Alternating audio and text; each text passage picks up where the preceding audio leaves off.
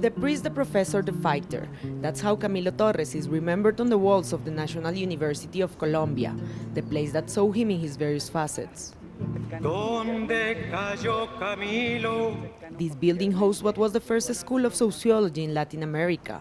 Camilo was a co-founder, but perhaps the biggest mark Camilo left on the university were the social programs that he took outside the campus.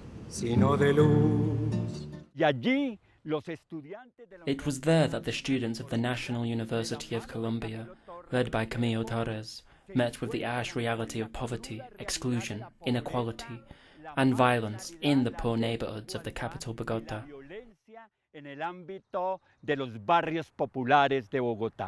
This is the place where Camilo Torres, the rebel priest, used to advocate for the poor and marginalized sectors of society.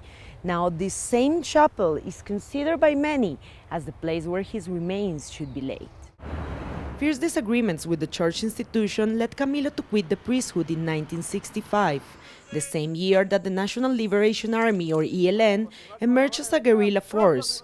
Camilo will soon link up with them.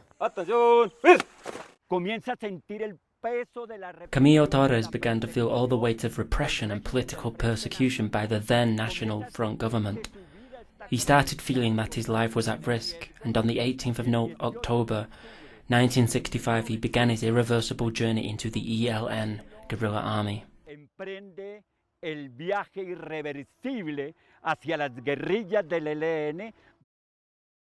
When you discuss with people that are members of the ELN, as I have done because I am a journalist, usually they repeat the same explanation.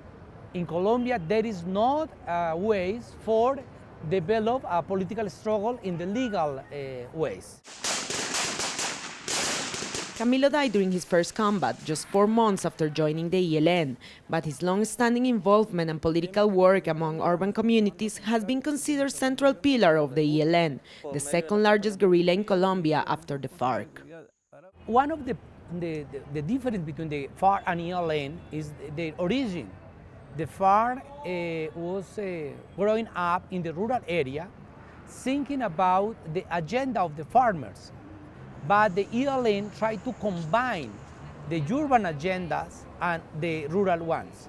One of the biggest mistakes by the Colombian government is try to evaluate the power of the ELN only thinking about their military capacity, not the political capacity.